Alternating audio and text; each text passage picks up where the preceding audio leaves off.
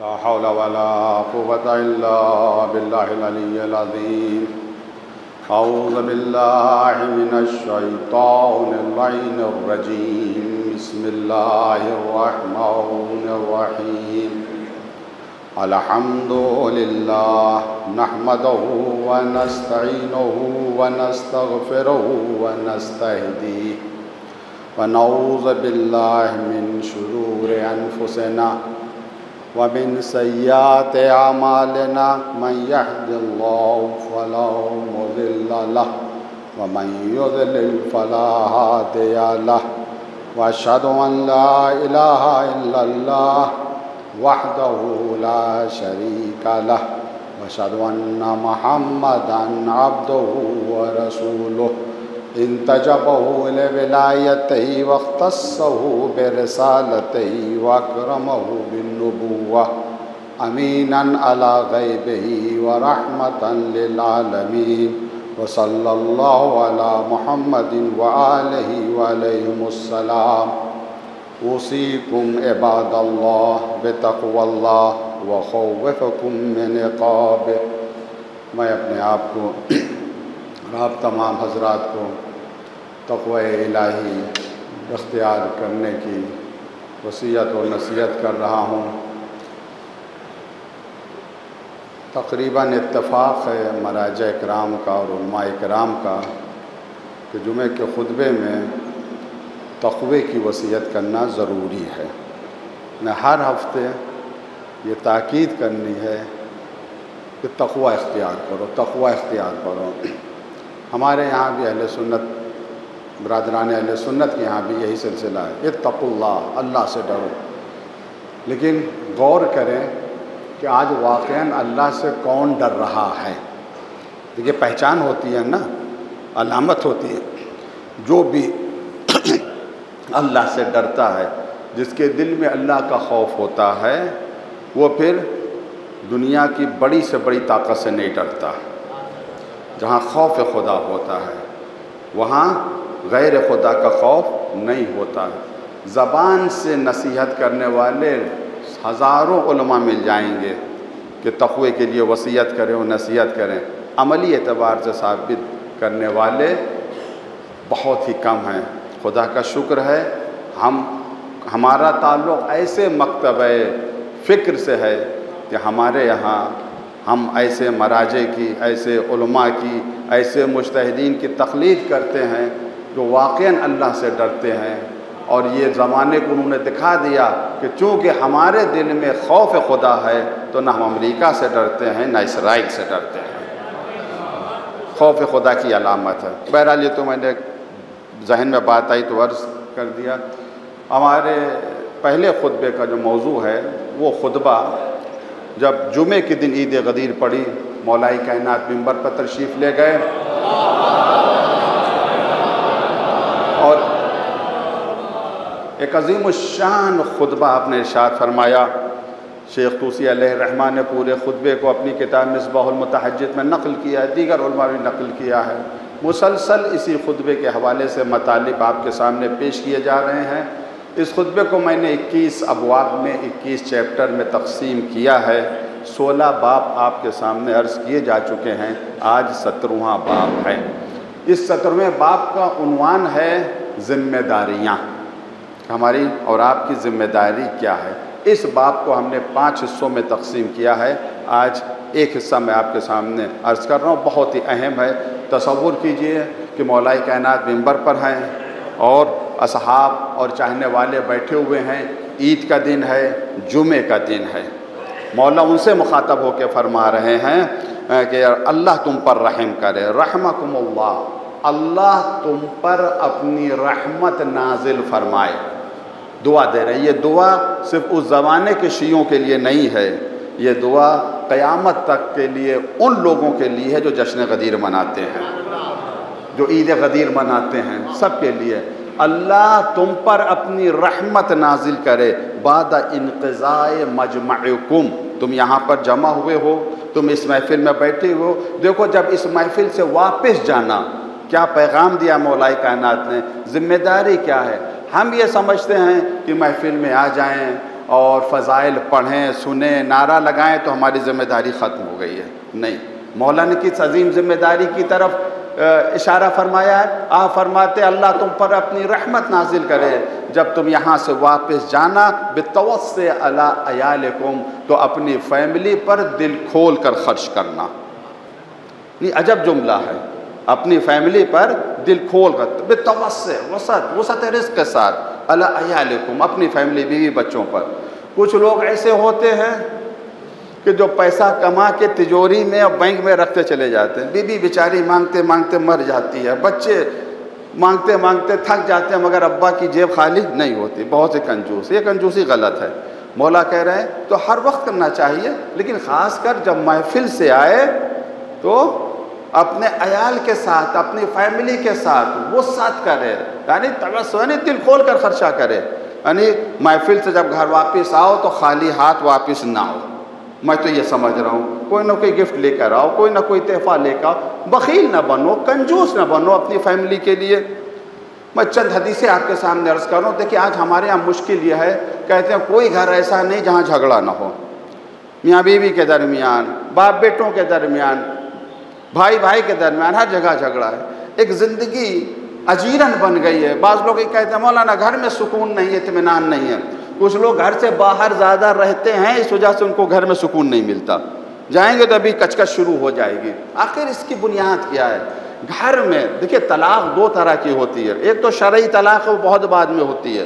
اس شرعی طلاق سے پہلے بھی اکثر خانوادے طلاق حب دے دیتے ہیں، طلاق عشق دے دیتے ہیں. یعنی میاں بیوی کے درمیان جو محبت کا رشتہ ہے اس کی طلاق ہو جاتی ہے. جب ختم ہی ہو جاتا ہے وہ رشتہ، وہ نام کے میاں بیوی ہے، جو رشتہ ہونا چاہیے حقیقت میں وہ رشتہ نہیں ہے. محبت کی طلاق ہو جاتی ہے. اس طلاق سے ہم کیسے بچیں؟ گھر میں کیسے سکون ہو؟ ائمہ علیہ السلام نے ہماری رہنمائی فرمائی ہے. ہم ان کی حدیثوں پر غور کریں، فکر کریں، عمل کرنے کی کوشش کریں. خدا توفیق دے گا، انشاءاللہ گھر میں سکون اور اطمینان آئے گا. میں چند حدیثیں آپ کے سامنے عرض کر رہا ہوں. مکارم الاخلاق صفحہ نمبر 216 کی حدیث ہے. پیغمبر اسلام حضرت محمد مصطفیٰ صلی اللہ علیہ وآلہ وسلم آپ فرماتے خیر الرجال من امتی، میری امت کے سب سے بہترین افراد، سب سے اچھے لوگ ہماری امت کے کون سے لوگ ہیں؟ لا یتطاولون علی اہلیہم. بہترین افراد ہماری امت کے ایسے لوگ ہیں جو اپنی فیملی پر زیادتی نہیں کرتے ہیں، اپنی فیملی پر زیادتی نہیں کرتے ہیں. بہترین افراد ہیں. پھر اس کے بعد فرمائے وَيَحِنُّ وَيَحِنُّونَ عَلَيْهِمْ، ان کے ساتھ مہربانی سے پیش آتے ہیں. حنان لفظ قرآن میں آیا، مہربان، محبت کے ساتھ نرمی سے پیش آتے ہیں، سختی نہیں کرتے. بعض لوگوں کا کہنا ہے، جو گھر کے جو بزرگ ہیں، باپ ہیں، وہ کہتے ہیں کہ گھر میں اتنا سخت رہو کہ نہ بیٹے کی ہمت پڑے نہ بیوی کی ہمت پڑے کوئی فرمائش کرنے کی. اور کچھ باپ ایسے بھی ہوتے ہیں کہ بیٹے ان کے سامنے بولتے ہوئے لرزتے ہیں، کانپتے ہیں، پھر وہ وسیلہ تلاش کرتے ہیں، کبھی خالہ کا، کبھی پھپھی کا، کبھی چچا کا، کبھی ذرا ابا سے کہہ دیجئے. باپ بیٹے کے درمیان ایسا رشتہ نہیں ہونا چاہیے. باپ بیٹے کے درمیان ایسا رشتہ ہونا چاہیے کہ بیٹا اپنے دل کی بات اپنے باپ سے کہہ سکے. اتنا مہربان ہونا چاہیے. بعض لوگ کہتے ہیں بیوی کو ڈرا کے رکھنا چاہیے تب گھر میں سکون ہو. نہیں، سکون اور چلا جائے گا. میاں بیوی کے درمیان ایسا رشتہ ہونا چاہیے کہ بیوی اپنے دل کی بات بہت ہی آرام و سکون سے اپنے شوہر سے کہہ سکے. کہیں ایسا نہ ہو کہ کوئی بات کہتے ہوئے اس کے دل کی دھڑکن تیز ہو جائے، تو علاج تو خود ہی کرانا پڑے گا نا. تو بہترین افراد ہماری امت کے وہ لوگ ہیں جو اپنی فیملی کے ساتھ مہربانی سے پیش آتے ہیں. وَلَا يَظْلَمُونَهُمْ، اور ان پر ظلم نہیں کرتے ہیں.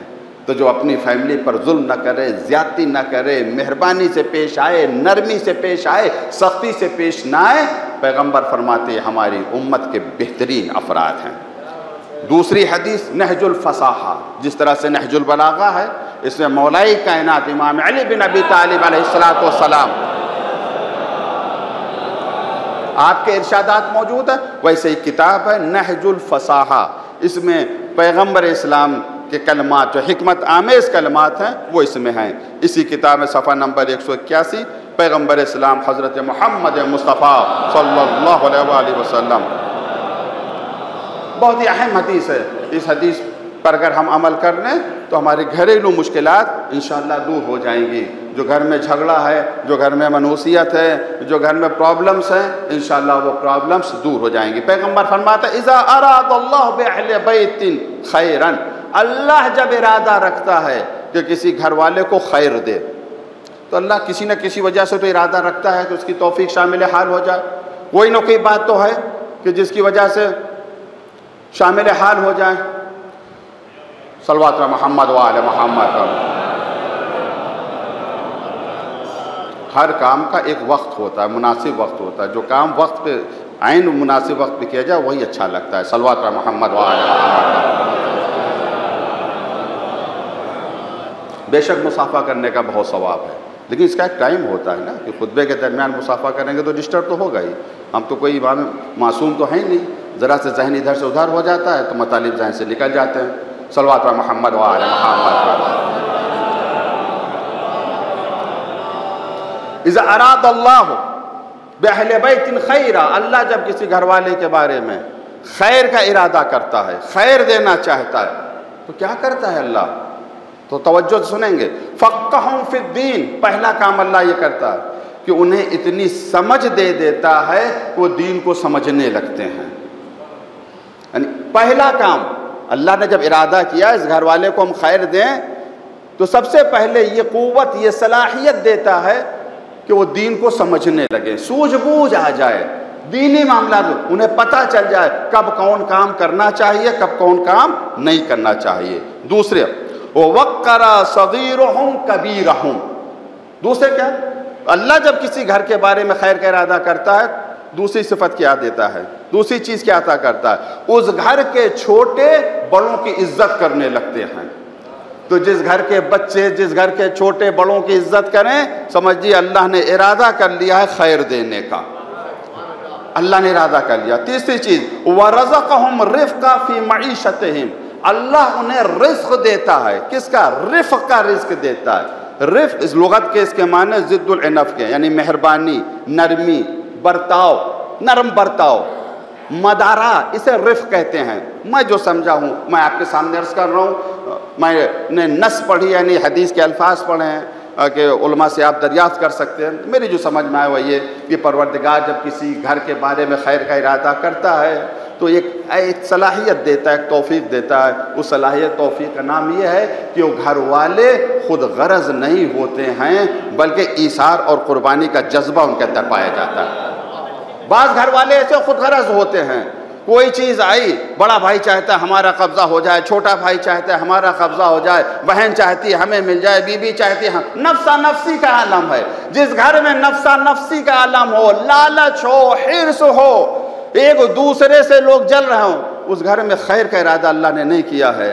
جس گھر میں قربانی کا جذبہ ہو، ایثار کا، ایک چھوٹا سا مثلا بھائی غریب ہے باپ، تھوڑی سی مونگ پھلی لے کے آیا 100 گرام، بڑا بھائی نہیں بھیا تم کھا لو، ہم تو کھاتے رہتے ہیں، بہن بھائی کو کہے، یعنی یہ ایثار، جس گھر میں یہ جذبہ پایا جائے سمجھ لینا اللہ نے خیر کا ارادہ کیا ہے۔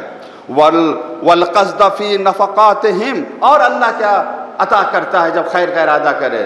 پھر وہ جو خرچ کرتے ہیں اس میں وہ میانہ روی اختیار کرتے ہیں، یعنی نہ فضول خرچ ہوتے ہیں، اسراف نہیں کرتے اور کنجوس بھی نہیں ہوتے ہیں۔ کچھ لوگ کنجوس ہوتے ہیں اور کچھ لوگ اسراف کرتے ہیں، دونوں کی مذمت کی گئی ہے۔ نہ اسراف سے کام لو نہ کنجوسی سے کام لو۔ اور اس کی مثال جب امام سے پوچھا گیا کہ کنجوسی کیا ہے، اسراف کیا ہے اور اقتصاد کیا ہے، تو آپ نے ایک مٹھی کنکڑ اٹھایا اور اس کے بعد سب کے سب پھینک دیا، کہ اسے اسراف کہتے ہیں، یعنی جتنا ہے سب کچھ خرچہ کر دو۔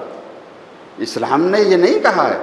کچھ اصحاب کی سیرت میں ملتا ہے کہ پوری دولت اسلام کے نام پر لٹانے کے لیے آمادہ ہو گیا، پیغمبر نے منع کیا، پوری دولت نہ، ایک حصہ تم دو اسلام کے لیے، ایک حصہ غریبوں کو اپنے لیے بھی رکھو، اپنے بچوں کے لیے بھی رکھو، تو پوری دولت لٹا دیں، اسراف ہے۔ ایک مٹھی پھر کنکڑ اٹھائی، پھر پکڑ لیا، اب اس کے بعد اسے ہلایا، ایک کنکڑ بھی نہیں گرا، کہ اسے کنجوسی کہتے ہیں، اسے بخل کہتے ہیں، کہ ساری دولت دار پہ بیٹھے ہوئے ہیں، ایک پیسہ بھی نہیں خرچہ کر رہے ہیں۔ پھر تیسری مرتبہ ایک مٹھی کنکڑی اٹھائی، آدھی مٹھی کھولی آدھی بند، کچھ گر گئے کچھ باقی رہیں، کیسے میانہ روی کہتے ہیں۔ تو اللہ جب کسی گھر کے بارے میں خیر کا ارادہ کرتا ہے تو گھر والے میانہ روی بیچ کا راستہ اختیار کرتے ہیں، نہ کنجوس ہوتے ہیں اور نہ اسراف کرتے ہیں۔ اور پھر کیا عطا کرتا ہے؟ وَبَصَّرْهُمْ عُيُوبَهُمْ فَتُوبُوا مِنْهَا، اللہ انہیں ایک ایسی صلاحیت دیتا ہے، ایک ایسی بصیرت دیتا ہے، ایک دیکھنے کی ایسی قوت و طاقت دیکھتا ہے کہ یہ لوگ اپنے عیب خود دیکھنے لگتے ہیں، اپنی کمیاں خود دیکھنے لگتے ہیں۔ کوئی دوسرا آ کے نہیں بتاتا تمہارے اندر یہ عیب پایا جاتا ہے، کوئی دوسرا نہیں کہتا کہ تمہارے اندر یہ کمی نہیں، خود ہی اپنا عیب دیکھنے لگتے ہیں۔ جب انہیں اپنا عیب نظر آ جاتا ہے فتوبوا منہا، تو اس سے معافی مانگتے ہیں، توبہ کرتے ہیں، استغفار کرتے ہیں۔ یہ چیزیں اللہ کسے عطا کرتا ہے؟ جس کے بارے میں اللہ خیر کا ارادہ کر لے۔ وَإِذَا أَرَادَ بِهِمْ غَيْرَ ذَلِكَ ترکہم حملا، اگر اللہ نے ارادہ کر لیا ہے کہ اب خیر نہیں دیکھنا، خیر نہیں عطا کرنا اس گھر والے کو، تو کیا کرتا ہے؟ پروردگار اس گھر والوں کو ان کے حال پر چھوڑ دیتا ہے۔ پروردگار جسے ان کے حال پر چھوڑ دے اس کا کام تمام ہو جاتا ہے۔ تو مولا کیا فرماتے ہیں؟ جب تم اس محفل سے جانا تو دل کھول کر اپنی فیملی پر پیسہ خرچہ کرنا، خاص کر غدیر کے دن، انشاءاللہ آئے گا تو میں عرض کروں گا غدیر کے دن خرچ کرنے کا کتنا زیادہ ثواب ہے، میں انشاءاللہ عرض کروں گا۔ ایک اور حدیث میں آپ کے سامنے عرض کر رہا ہوں، کافی کی حدیث ہے، جلد نمبر 8 صفحہ نمبر 219، امام جعفر صادق علیہ السلام۔ بہت سے لوگ ہیں جو دعا کے لیے گئے، مولانا میں بیمار ہوں ذرا دعا کے لیے کہہ دیجئے مومنین سے، مومنین دعا کرتے ہیں انہیں شفا مل جاتی ہے۔ بھیا کیوں دعا کے لیے کہہ رہے ہو؟ بیمار ہوں۔ اچھا بیماری دور ہو جائے، کس وجہ سے؟ مرنے نہ پائیں۔ ہر انسان کی آرزو ہے نا کہ عمر میں اضافہ ہو جائے، طولانی عمر ہو جائے، طولانی عمر ہو جائے۔ بھیا جتنی بھی طولانی عمر ہو جائے مرنا تو ہے ہی ایک نہ ایک دن۔ طولانی عمر کی دعا نہ کریں، مفید عمر کی دعا کریں۔ ایسی عمر اللہ عطا کرے جس سے فائدہ ملے، جو جی رہا ہے اسے بھی فائدہ ملے، سماج کو بھی فائدہ ملے۔ بہرحال خواہش ہے لمبی عمر جینے کی تو کیا کریں؟ اس حدیث پر غور کر لیں، انشاءاللہ عمر جو ہے طولانی ہو جائے گی۔ چھٹے امام فرماتے ہیں من حسن برہ باہلہ، جو اپنی فیملی کے ساتھ نیک برتاؤ کرے، بیوی بچوں کے ساتھ جو نیک سلوک کرے، زاد اللہ فی عمرہ، اللہ اس کی عمر میں اضافہ کر دے گا۔ اگر آپ طول عمر چاہتے ہیں تو بیوی بچوں کے ساتھ اچھا سلوک کریں، اچھا برتاؤ کریں، عمر میں بھی اضافہ ہوگا، رزق میں بھی برکت ہوگی اور اللہ محبت بھی کرے گا۔ ہماری دعا ہے پروردگار ہم سب کو اتنی توفیق دے کہ ہم ٹھیک طریقے سے ائمہ کے اقوال، ان کے احادیث کو سمجھ سکیں اور ان کے اوپر عمل سکیں، اسرار غدیر کو سمجھ سکیں اور ان کے اوپر عمل کر سکیں۔ وآخر دعوانا ان الحمد للہ رب العالمین۔ بسم اللہ الرحمن الرحیم۔ اذا جاء نصر اللہ والفتح ورأيت الناس يدخلون في دين الله أفواجا فسبح بحمد ربك واستغفره إنه كان توابا۔ صدق الله العلي العظيم۔ اللهم صل على محمد اللهم صل على محمد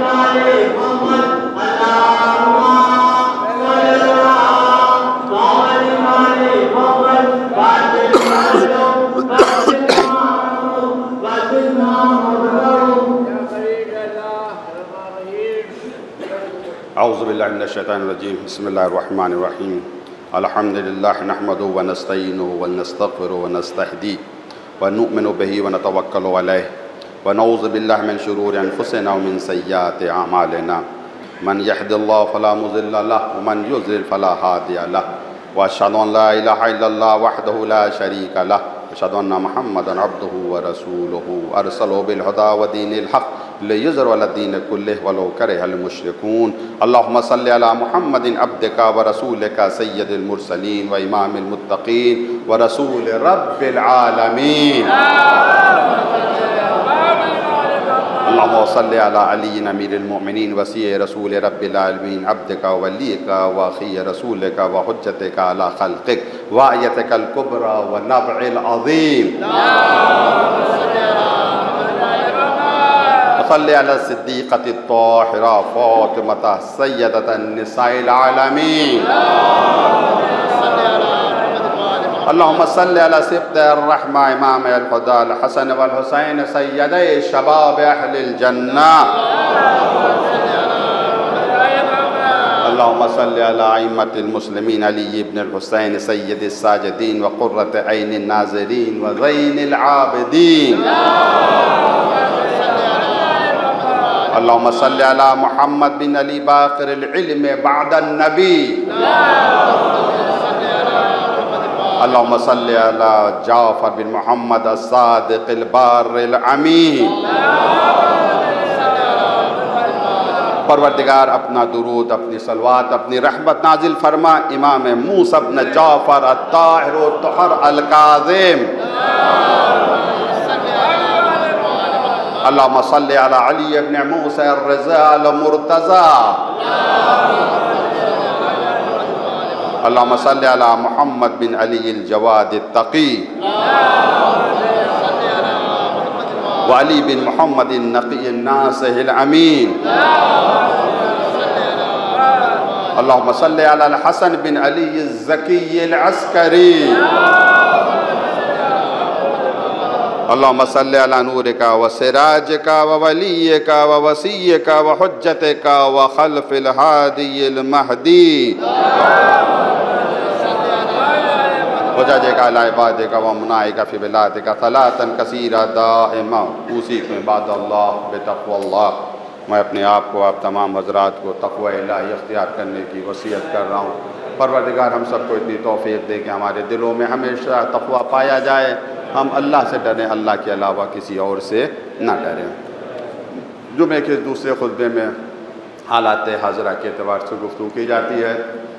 آج سب سے زیادہ سخت ضرورت اگر عالم اسلام کو ہے تو وہ اتحاد کی ہے۔ جمعہ کا جو خطبہ دیا تھا رہبر معظم آیت اللہ العظمہ سید علی خامنئی حفظہ اللہ نے، تو اس میں اسی بات پر زور دیا تھا کہ مسلمانوں کو ایک ہو جانا چاہیے، اتحاد ہونا چاہیے۔ امام خمینی رضوان اللہ تعالیٰ علیہ نے فرمایا تھا مسلمانوں کی تعداد اتنی زیادہ ہے کہ اگر ایک ایک بالٹی پانی اسرائیل کی طرف ڈالیں تو اسرائیل میں اسی سیلاب آ جائے اور تباہ برباد ہو جائے۔ کیوں پریشان ہیں؟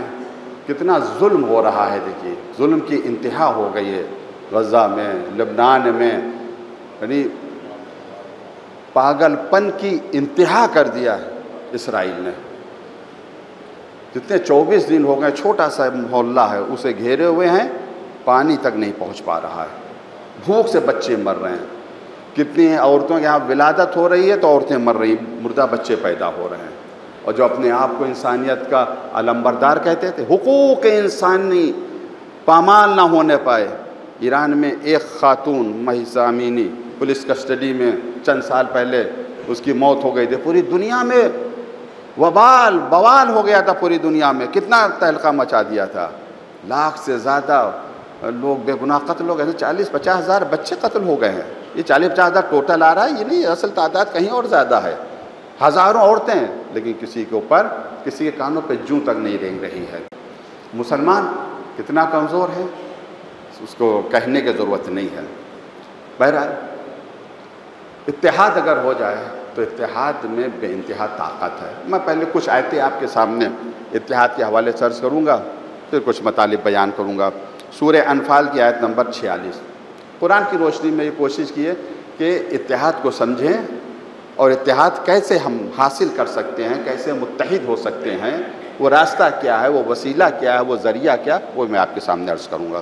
سورہ انفال آیت نمبر 46۔ وَأَطِیعُوا اللَّهَ وَرَسُولَهُ، اللہ کی اطاعت کرو اور اللہ کے رسول کی اطاعت کرو۔ وَلَا تَنَازَعُوا، دیکھو آپس میں نزاع مت کرو، جھگڑا مت کرو۔ وَلَا تَنَازَعُوا، ایک دوسرے سے آپس میں باب مفاعلہ سے، ایک دوسرے سے باب تفاعل سے، ایک دوسرے سے آپس سے جھگڑا نہ کرو، منازعہ نہ کرو۔ فَتَفْشَلُوا، ورنہ نتیجہ کیا ہوگا؟ تمہیں شکست مل جائے گی۔ تو جھگڑے کا ایک نتیجہ شکست ہے۔ اگر تم نے منازعہ کیا، تم نے جھگڑا کیا، فتفشلوا، فشل، ناکامیابی، شکست مل جائے گی، ناکامیاب۔ وَتَذْهَبَ رِيحُكُمْ، دوسرا نتیجہ کیا ہے جھگڑے کا؟ تمہاری ہوا اکھڑ جائے گی. جو بھرم بیٹھا ہوا ہے، جو روب تمہارا بیٹھا ہوا ہے، وہ اکھڑ جائے گا. آج دیکھیں 55-56 اسلامی ملک ہیں، کوئی بھرم ہے، کوئی روب ہے ایک کو چھوڑ کر. اب تو یہ وائرل ہو رہا ہے نا، 56 بھائی 56 بہنوں کا اکلوتا بھائی. کاش اس کا کوئی جڑوا تیار ہو جائے تو اسرائیل تباہ و برباد ہو جائے، ختم ہو جائے. ہوا اکھڑ گئی، کوئی نہیں ڈرتا، کوئی بھی نہیں ڈرتا. کیوں؟ کس وجہ سے؟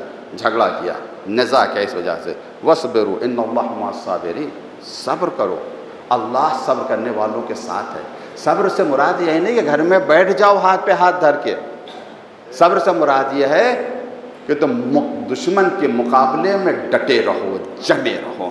اور صبر و شجاعتون، شجاعت کا دوسرا نام صبر ہے. تو ایک مرتبہ قرآن نے کہا کہ جھگڑا مت کرو، جھگڑا کرو گے تو تمہیں شکست ملے گی اور تمہارا جو روب ہے، تمہارا جو دبدبہ ہے وہ ختم ہو جائے گا. اچھا کیا کہا؟ وَلَا تَنَازَعُوا. جھگڑا نہ کرو.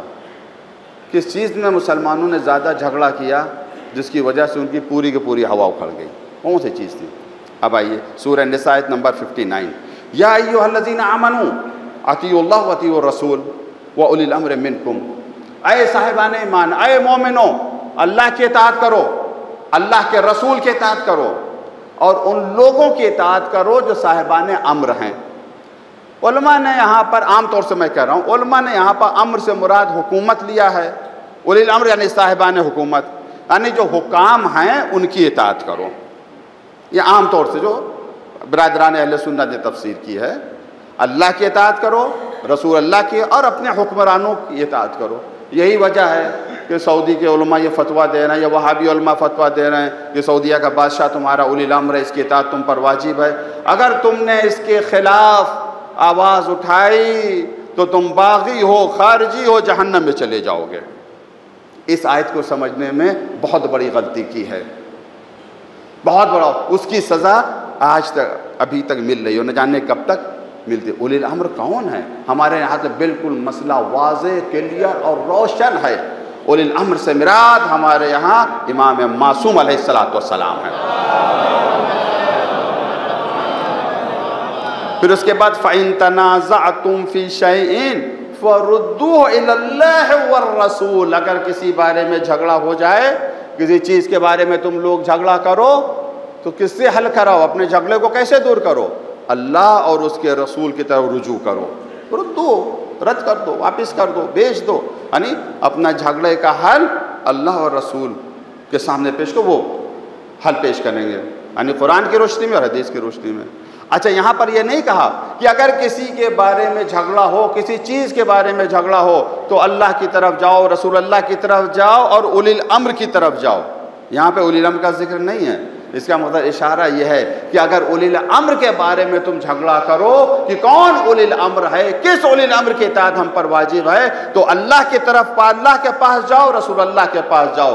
اللہ کے پاس جاؤ گے تو اللہ کہے گا قرآن پڑھو، یا ایھا الرسول بلغ ما انزل الیک من ربک وان لم تفعل فما بلغت رسالتہ واللہ یعصمک من الناس.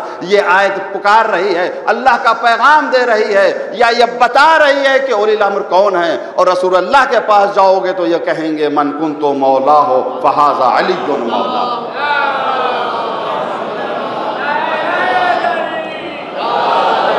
خود اگر اولی الامر میں تم جھگڑا کرنے لگو تو اللہ سے پوچھو، رسول خود آپس میں نہ طے کرو. مسلمانوں سے غلطی تو یہی ہو گئی کہ آپس میں انہوں نے طے کر لیا. اچھا طے کیا تو ایک معیار بنا لیتے، معیار بھی نہیں بنا پایا. پہلی مرتبہ ثقیفہ میں چند لوگ جمع ہو گئے، انہوں نے ایک اولی الامر کو طے کر لیا. دوسری مرتبہ جو منتخب ہوا تھا اس نے دوسرے کو نامنیٹ کر دیا. یعنی پہلے کو حق ہے کہ دوسرے کو نامنیٹ کریں، اور پیغمبر اسلام کو حق نہیں ہے کہ اپنے بعد کسی جانشین کو نامنیٹ کرے. اچھا دوسروں نے کیا کیا؟ ایک کمیٹی بنا دی جسے شورا کہتے ہیں. یہ کمیٹی جسے بنائے اسے مان لینا. کوئی ایک طریقہ تو اپنا لیتے، مختلف طریقے کو اپنانا اس بات کی دلیل ہے کہ راستہ صحیح نہیں ہے. کیوں؟ راستہ مستقیم ہوتا ہے تو ایک ہوتا ہے. اولی الامر کو نہیں پہچانا. جھگڑا ہو جائے تو اللہ سے پوچھو، رسول اللہ سے پوچھو. اگر تم اللہ کے اوپر ان کنتم تؤمنون باللہ والیوم الآخر، اگر تمہارا ایمان اللہ پر ہے اور یوم آخر پر ہے، ذالک خیر واحسن تاویلا، یہی خیر ہے اور یہی بہترین تعویل ہے۔ تو اولی الامر میں اگر جھگڑا ہو تو ہم اللہ سے پوچھیں، ہم رسول اللہ سے پوچھیں۔ اب قرآن نے کیا کہا؟ جھگڑا مت کرو ورنہ تمہاری ہوا اکھڑ جائے گی۔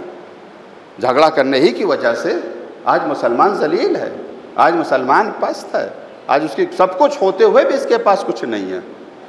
مٹھی بھر لوگ ایک ساتھ ہیں مگر کتنی عظیم قوت اور طاقت بنے ہوئے ہیں۔